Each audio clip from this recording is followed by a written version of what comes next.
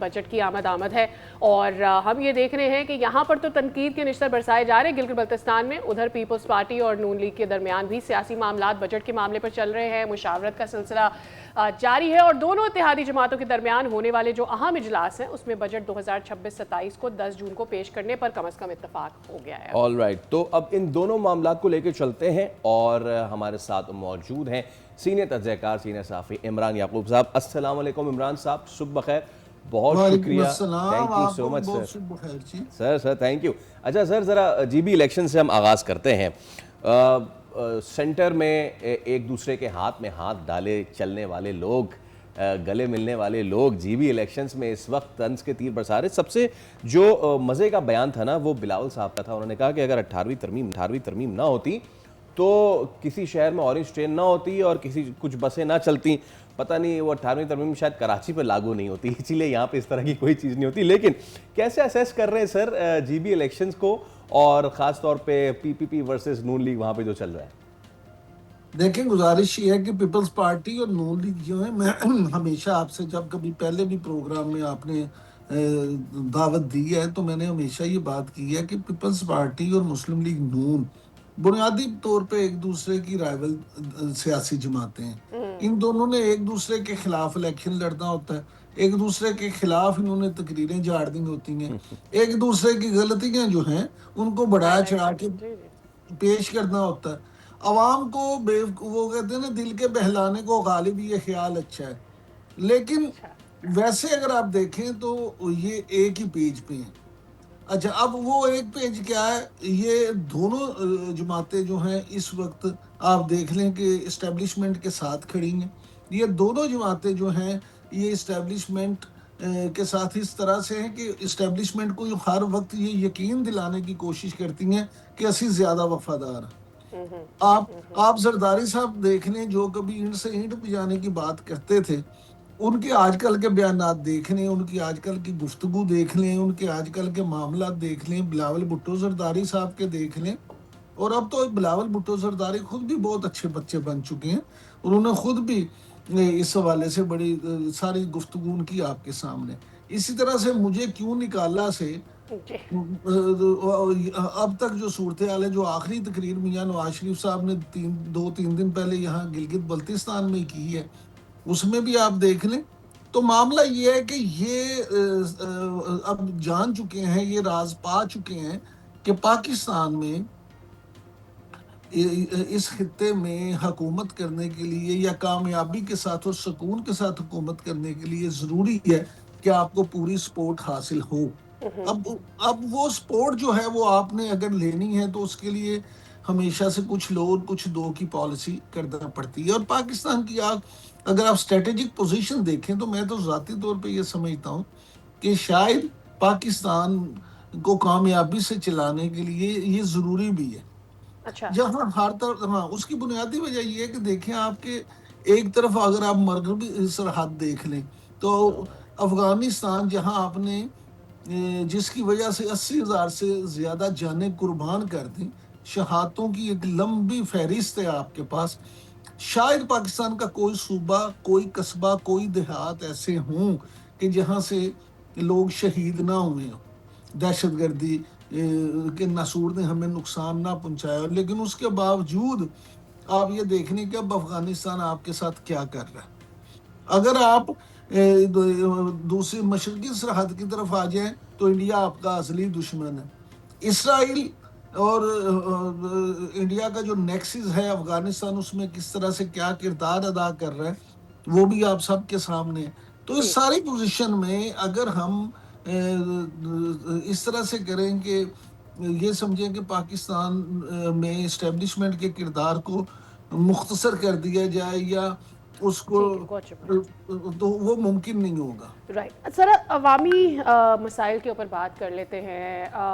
Peoples party سمجھتی ہے کہ اس کے تحفظات دور نہیں کیے جا رہے. یہ ایک معاملہ ہے جب ہم بجٹ کی بات کرتے ہیں. اسی بیچ میں آپ کو پتہ ہے کہ بجٹ سے پہلے بتایا جا رہا تھا کہ 28ویں ترمیم کے معاملات ہو جائیں گے، لیکن ایسا ہوا نہیں, which probably is a relief for People's Party. I don't know if it is or it is not. لیکن جو اصل معاملات ان کے ہیں مالیاتی اور فنڈز کے معاملات، آپ کو لگتا ہے کہ کیا اس میں پبلک انٹرسٹ ہے اور اس کی وجہ سے دونوں میں کوئی بات بنے گی یا نہیں بنے گی؟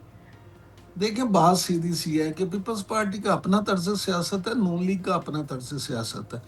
نون لیگ جو ہے، نون لیگ کا طرز سیاست یہ ہے کہ وہ ایسے پروجیکٹس جس میں بے شک اورنج ٹرین ہو، میٹرو بس ہو، روڈز کا انفراسٹرکچر ہو یا اس طرح کی چیزیں، ان پہ زیادہ توجہ دیتے ہیں. پیپلز پارٹی جیسے ابھی میرے بھائی خود بتا رہے تھے کہ شاید وہ چیزیں پیپلز پارٹی پر لاگو نہیں ہوتی. کراچی جو کہ کبھی پاکستان کی جان ہوتا تھا، ہم خود یہ سمجھتے تھے کہ یہاں لاہور میں بیٹھ کے کہ کراچی کم از کم 10 سال آگے ہے لاہور سے، پنجاب سے. لیکن اب اس وقت یہ ہے کہ کراچی کے لوگ جب لاہور آتے ہیں تو وہ کہتے ہیں کہ لاہور شاید 15 سال آگے ہو چکا ہے کراچی سے.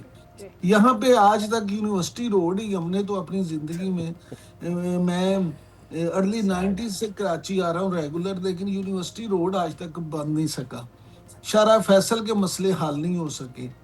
اب اس طرح کی جو چیزیں ہیں وہ اب ایک المیہ تو ہے. یہاں کراچی میں رہتے ہوئے جن پرابلمز کا سامنا کرنا پڑتا ہے، آپ کو پتا ہے کہ جب آپ صبح 9 بجے اگر آپ نے آفس آنا ہو اور آپ کو اس کے بعد 5 بجے آپ نے آفس سے نکلنا ہو، تو میں تو خود یہ فیس کرتا رہا ہوں، تو پھر آپ کو کم از کم 2 گھنٹے تو شارع فیصل پہ رکنا پڑتا. کم از کم 2 گھنٹے آپ کو وہاں راستے میں لگ جاتے ہیں.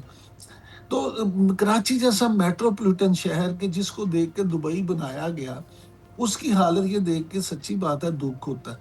اب یہ جو پیپلز پارٹی اور مسلم لیگ نون کی سیاست کی آپ نے بات کی، تو پرابلم یہی ہے کہ یہ جو ہے نا ہاتھی کے دانت کھانے کی اور دکھانے کی اور، یہ لوگ صرف اور صرف اپنے اس موقع پہ وہ کرنے کے لیے، آج آپ میری بات لکھ کے رکھ لیں کہ 28ویں ترمیم پاس ہو جائے گی، جی جی. اور جو 28ویں ترمیم میں چیزیں سننے میں آ رہی ہیں وہ ساری پاس ہو جائیں گی. عمران یعقوب صاحب، میں اگر اس کو سوال میں ڈھال دوں، آپ نے کہا جی کراچی کو دیکھ کر دکھ ہوتا ہے، تو کیا میں آپ کی گفتگو سے یہ سمجھوں کہ یہ دکھ صحیح حلقوں میں پہنچ گیا ہے اور انتظامی یونٹ والا معاملہ جو ہے وہ سرگرم ہے؟ دیکھیں یہی وجہ ہے، دیکھیں چھوٹے صوبے جو ہیں ان کی آواز کیوں اتنی شدت سے آ رہی ہے، اور پھر پوری اس میں ایک کیمپین جو ہے، اور اس طرح سے دیکھیں جب میاں عامر محمود صاحب جو لاہور کے سابق جی میئر بھی رہے ہیں، وہ اس پوری کیمپین کو لے کے چل رہے تھے، ان کے ساتھ سپیریئر گروپ آف کے وہ جو چیئرمین ہیں چودھری عبدالرحمان صاحب، وہ بھی موجود تھے، اور انہوں نے ہر شہر میں جا کے یونیورسٹیز میں، کالجز میں، میڈیکل کالجز میں، اور پھر مختلف جرنلسٹ کے ساتھ جو بیٹھے کی، بزنس مینز کے ساتھ سٹنگز کی، ان میں انہوں نے یہ چھوٹے صوبوں کی بات کی. تو ان سے اکثر بلکہ تقریباً ہر جگہ پہ یہ سوال پوچھا گیا کہ کیا آپ کو اسٹیبلشمنٹ کی حمایت حاصل ہے، جس کے جواب میں انہوں نے کہا کہ نہیں، ہم کسی اشارے پہ نہیں کر رہے، ہم تو یہ اپنے اس پہ ملک کی بہتری کے لیے یہ کام کر رہے ہیں. لیکن یہاں یہ ایک عمل آپ کو ضرور یاد رکھنا چاہیے کہ میں تو میاں عامر محمود صاحب اور چودھری عبدالرحمان صاحب کی بات پہ 100% یقین کر لیتا ہوں کہ وہ واقعی ان کو کوئی اشارہ نہیں تھا، نہ ہی انہوں نے کسی اشارے پہ یہ کیا. لیکن جب انہوں نے یہ کام کیا بھی تو اسٹیبلشمنٹ بہرحال اس کام کو پسند ضرور کر رہا تھا، یعنی ان کو یہ بات پسند آ رہی تھی کہ چلے ہمارا کام کوئی اور کر رہا ہے. لہٰذا یہ نہیں ہوا کہ اگر انہوں نے سپورٹ نہیں کی تو کہیں رکھنے بھی نہیں ان کے آگے ڈالے. تو یہ معاملہ ہے کہ چھوٹے صوبے بننے میں اعتراض کیا ہے، سوائے اس بات کے کہ آپ کی جو بادشاہت ہے اس کو فرق پڑے گا. عوام کے مسائل حل ہوں گے تو ہونے چاہیے. رائٹ. عمران صاحب ایک چیز اس میں ایڈ کر دیجئے. ایک تو یہ آپ نے ٹھیک کہہ دیا کہ اس پر حرج کیا ہو سکتا ہے بادشاہت کے معاملات، اتھارٹی کے معاملات کے علاوہ. یہ عرض کر دیجئے گا 27ویں ترمیم 26ویں ترمیم آئی، اس پر ہمیں رفٹ نظر آیا مولانا صاحب کی طرف سے، پیپلز پارٹی کی طرف سے، at the end of the day وہ منظور ہو گئی. 28ویں ترمیم بھی کیا اسی طرح سے ہوتی ہوئی نظر آ رہی ہے آپ کو کہ رفٹ بظاہر ہے سطحی ہے، ایونچولی 28ویں ترمیم نے منظور ہو جانا؟ میں نے آپ سے گزارش کی پچھلے سوال کے جواب میں کہ آپ لکھ کے رکھ لیں کہ 28ویں ترمیم بھی منظور ہو جائے گی اور یہ جماعتیں اسی طرح پہ نوکری کریں گی. پاکستان پیپلز پارٹی ہو، پاکستان مسلم لیگ نون ہو، یہ جو معاملات ہیں سب آپ دیکھیں گے کہ سب اسی طرح سے راضی کریں گے اور پھر ملکی مفاد میں کرنے کی دہائیاں بھی دیں گے. یہ میڈیا ٹاکس بھی کریں گے, ان کے لوگ ٹاک شوز میں بیٹھ کے کریڈٹ بھی لیں گے کہ ہم نے انیشیٹو لیا, ہم نے یہ کیا. لیکن پچھلے دنوں سر پیپلز پارٹی کے ہی سینئر رہنما کی طرف سے یہ بیان آیا تھا کہ اگر ایسا ہو گیا تو پھر وہ جو سندھ میں قوم پرست فیکٹر ہے اس کو کیسے روکا جائے گا, تو اس پہ میں چاہوں گا کہ ضرور آپ گفتگو فرمائیے. دیکھیں قوم پرست فیکٹر جو ہے وہ آپ کیا سمجھتے ہیں اس کی بنیادی وجہ کیا ہے؟ کیا صرف یہی ہے کہ وہ قوم پرست فیکٹر اس لیے ہے کہ وہ نیشنلزم کو پسند نہیں کرتے؟ میں تو ذاتی طور پہ being a follower of politics یہ سمجھتا ہوں کہ جب ریاست ان کی دہلیز پہ ان کو انصاف فراہم کرے گی, ان کو تعلیمی ادارے ملیں گے, ان کو ہسپتال ملیں گے, ان کے مسائل وہاں پہ حل ہوں گے, ان کو ڈیر کی سے کراچی جا کے اپنا مسئلہ حل نہیں کروانا پڑے گا, ان کو رحیم یار خان صادقہ آباد سے لاہور نہیں جانا پڑے گا, ان کو ڈیرہ اسماعیل خان سے پشاور نہیں جانا پڑے گا, ان کو چمن سے کوئٹہ نہیں جانا پڑے گا, تو پھر بھیا وہ کیوں کوئی اور اس طرح کا مطالبہ کریں گے؟ وہ تو گن گائیں گے کہ جی اس سے اچھا ملک ہی کوئی نہیں ہے کہ ہمیں ہماری دہلیز پہ انصاف بھی مل رہا ہے, علاج بھی ہو رہا ہے, ہمارے بچے بھی پڑھ رہے ہیں. کیا یہ اچھے تعلیمی اداروں کا حق ہم جیسے کراچی لاہور میں رہنے والے لوگوں کا ہے؟ کیا مورو میں رہنے والا بندہ یہ نہیں چاہتا کہ اس کے بچے بھی اچھی تعلیم حاصل کریں؟